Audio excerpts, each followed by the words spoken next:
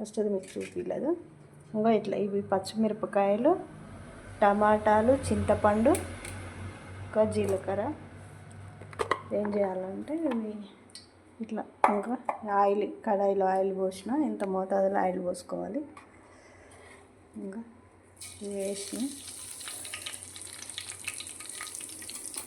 వేసినాక అది కొంచెం, ఎందుకంటే జీలకర్ర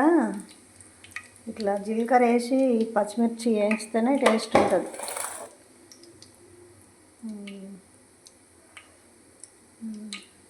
ఈ మగ్గినాక పచ్చిమిర్చి వేసుకొని వేగాలి ఫ్రెండ్స్. అది మంచిగా వేగినాక అరగంటకి ఇంకా 2 ఒట్టిమిరపకాయలు కూడా వేయాలి ఇక్కడ సైడ్ అన్నమాట. అవి ఇవి వేగినవి ఇట్లా వేయించుకోవాలి ఫ్రెండ్స్. ఇట్లా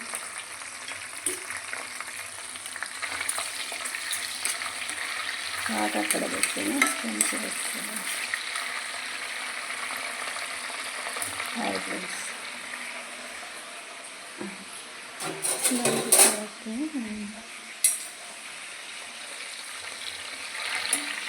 ఇవి బాగా ఇట్లా ఫ్రై అయితే డీప్ ఫ్రై చేసి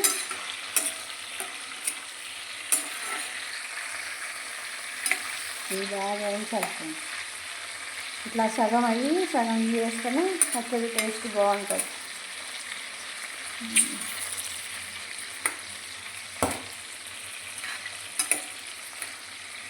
ఇట్లా మంచిగా ఉంటుంది.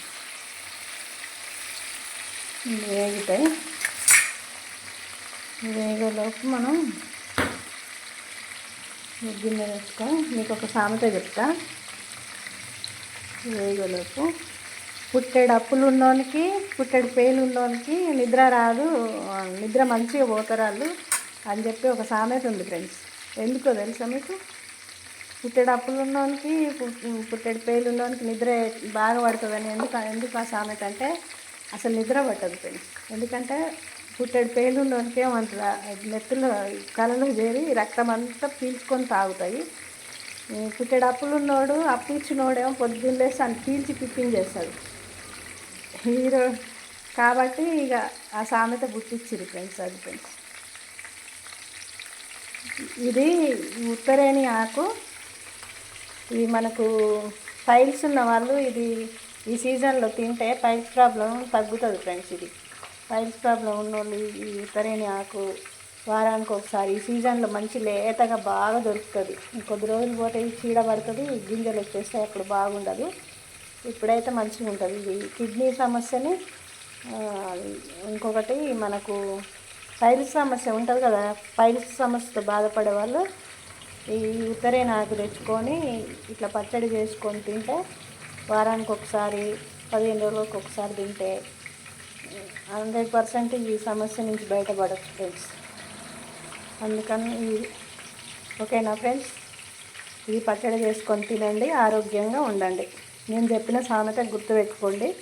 పుట్టెడు అప్పులు ఉన్నోనికి, పుట్టెడు పేలు ఉన్నోనికి మంచి నిద్ర పడుతుంది అంటే అది తప్పు. ఆయనకి నిద్ర పట్టదు కాబట్టి ఆ సామెత గుర్తించారు ఫ్రెండ్స్. ఓకేనా, రైట్.